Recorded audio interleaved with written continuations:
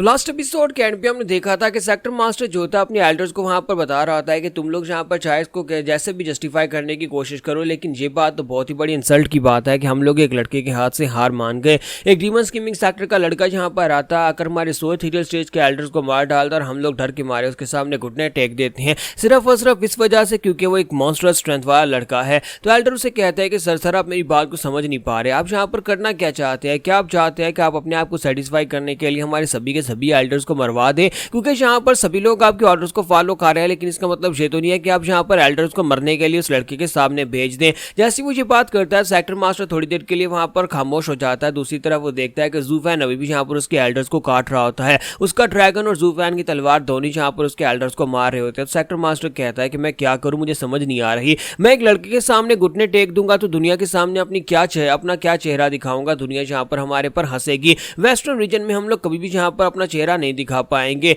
जब वहां पर सेक्टर मास्टर भी सोच ही रहा होता है, किसी के साथ ही एल्डर से कहता है कि सर अगर ऐसी बात है तो फिर हम लोग यहाँ पर अलग टैक्टिक्स को यूज कर सकते हैं। क्यों ना हम लोग यहाँ पर इसके दोस्तों को बंदी बना ले और उसके बाद हम लोग क्रेसेंट लेक को यूज करें। आपको पता है ना कि क्रेसेंट लेक एक ऐसी जगह है जहाँ पर दिखने में तो बहुत सारे फूल हैं, लेकिन असल में वो एक ऐसी जगह है जहाँ पर किसी की हड्डियां भी गल जाएं। यानी कि अगर वो इस लड़का उस क्रेसेंट लेक के अंदर गिर जाता है तो फिर वहां पर से कभी बाहर नहीं निकल पाएगा, चाहे वो कितना ही पावरफुल क्यों ना हो। लेकिन हम लोग तो क्रेसेंट लेक के बारे में जानते हैं कि वो एक ऐसा फिनोमिना है जहां पर से चाहे कितना ही पावरफुल एल्डर क्यों ना हो, थीरियल स्टेज के एल्डर्स भी वहां पर जिंदा बाहर नहीं आ सकते। वो एक बहुत ही खतरनाक जगह है। तो हम लोग इस लड़के को वहां तक लेकर जाएंगे और इसे उस जगह के ऊपर गिराने की कोशिश करेंगे। तो ये बात सुनने के बाद एल्डर से कहते हैं कि तुम्हारा आइडिया बहुत अच्छा है, लेकिन हम लोग इस जैसे मॉन्स्टर को वहां तक लेकर कैसे जाएंगे? सेक्टर लीडर से कहते हैं कि हम लोगों को इस लड़के को उस जगह के ऊपर लेकर तो जाना पड़ेगा। तो एल्डर से कहते हैं कि सर वहां पर देखें, वो अपने साथ 3 लोगों को लेकर आया, अगर ये 3 उसके साथ हैं तो हम लोग इन तीनों को किडनैप करेंगे और उस जगह के ऊपर लेकर जाएंगे। और उसके बाद ज़ूफैन जब उनके पीछे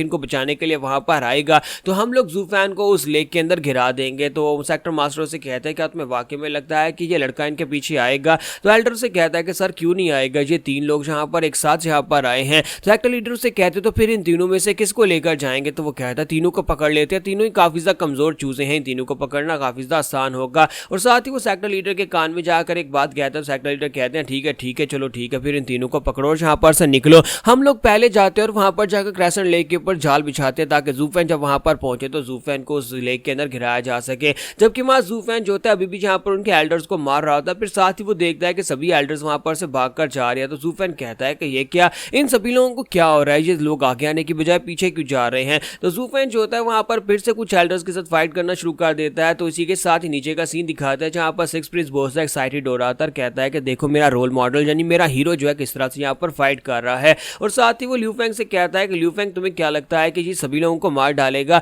तो लियू फेंग कहता है कि हाँ मुझे तो ऐसा ही लगता है कि ये सभी लोगों को मार डालेगा। अगर यहाँ पर बीस्ट टेमिंग सेक्टर के लोगों ने घुटने नहीं टेके तो फिर तो ये पूरे के पूरे बीस्ट टेमिंग सेक्टर को ही डिस्ट्रॉय कर देगा। और साथ ही वो कहता है कि जब 8 साल पहले मैंने इस लड़के को देखा था मुझे लगा था कि सिर्फ और सिर्फ एक कमांडर एंड चीफ है जो कि सिर्फ और सिर्फ वार टैक्टिक्स और प्लानिंग्स बनाने में माहिर है, लेकिन मुझे तो आज पता चला है कि यहाँ पर यह लड़का एक मॉन्स्टर की तरह है जो कि खुद भी यहाँ पर वार का हिस्सा बने तो अकेले यहाँ पर हजारों के ऊपर भारी है। अब तो अगर ये लड़का वापस टियांजू में चला जाता है तो मैं कभी भी अपनी आर्मी को लेकर वहां पर नहीं जाऊंगा। जबकि मां सिक्स प्रिंस भी कहता है अगर मैं भी यहाँ पर एम्परर बन जाता हूँ तो मैं कभी टियांजू के ऊपर अटैक करने के बारे में सोचूंगा भी नहीं। जब किसी के साथ ही वहां पर एल्डर पीछे से निकल आते और सिक्स प्रिंस को पकड़ लेते और कहते हैं कमीने कहीं के चलो अब यहाँ पर चुपचाप हमारे साथ चलो। और इसी के साथ ही 2 और एल्डर्स निकलते हैं और उन दोनों को पकड़ लेते हैं, यानी कि तीनों को पकड़ लिया जाता है। तीनों को पकड़ने के बाद एल्डर चलाकर कहता है कि देखते हैं कि अब यहाँ पर तुम क्या करते हो, हमने तुम्हारे दोस्तों को पकड़ लिया, अगर तुम अपने दोस्तों को बचाना चाहते हो तो फिर आ जाओ। और इसी के साथ ही वो तीनों एल्डर्स जो होते हैं उन तीनों को लेकर वहां पर से भाग जाते हैं और एल्डर सोच रहे होते हैं कि अब तो यहाँ पर इन बच्चों को बचाने के लिए ज़ूफैन हमारे पीछे जरूर आएगा।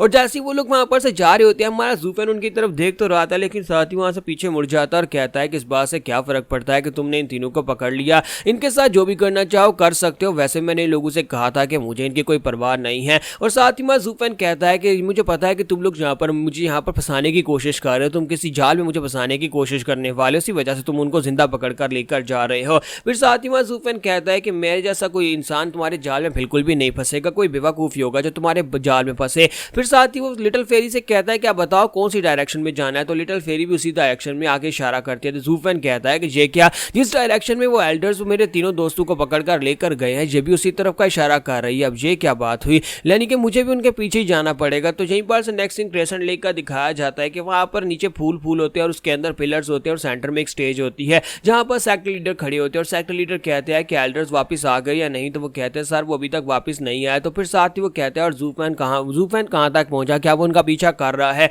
तो एल्डर्स उसे कहता है कि सर ज़ूफैन उनका पीछा नहीं कर रहा, यानी कि वो तीनों एल्डर्स जो है वहां पर से उन लोगों को पकड़कर लेकर आगे बढ़ रहे हैं, लेकिन ज़ूफैन उनका पीछा नहीं कर रहा। ये बात सुनने के बाद सेक्टर मास्टर काफी ज्यादा हैरान हो जाते हैं और कहते हैं कि इस बात का क्या मतलब हुआ कि ज़ूफैन उनका पीछा नहीं कर रहा? ज़ूफैन को तो हमारे प्लान के मुताबिक उनका पीछा करना चाहिए था। तो इसी के साथ ही वो एल्डर्स वहां पर पहुंच जाते हैं। जब एल्डर वहां पर आते हैं सेक्टर मास्टर उनसे कहते हैं कि इन बच्चों को जहां पर इन तीनों पिलर्स के साथ बांध दो, जब ज़ूफैन जहां पर इनके पीछे आएगा तो फिर उसके आने से पहले हम लोग जहां पर एक फॉर्मेशन बिछा देते हैं, जैसे वो जहां पर आए तो ये इस जगह के ऊपर ट्रैप हो जाए। तो जैसे ही वहां पर एल्डर को दिखाता है कि वो सिक्स प्रिंस को बांध रहा था और कहता है कि वो लड़का यहाँ पर तुम्हारे पीछे जरूर आएगा। इसी के साथ सिक्स प्रिंस से वहां पर किक दे मारता है। जैसे वो से किक मारता है कहता है कि ज़ूफैन के खिलाफ कोई बात मत करना। तो वो एल्डर बेचारा जो होता है वहीं पर से पीछे की तरफ गिरने लगता है और पीछे उसके लेक होती है। अगर वो लेक के अंदर गिरेगा तो वो मर जाएगा और उसके बाकी के सभी साथी चिल्लाकर एक साथ उसे कहते हैं कि सेक्टर एल्डर प्लीज यहाँ पर बचो, तुम उसके अंदर गिरने वाले हो। तो जहाँ पर हमारी एपिसोड 729 का एंड हो जाता है। नेक्स्ट एपिसोड में देखेंगे कि इस लेक के अंदर है क्या, ये इतनी खतरनाक क्यों है।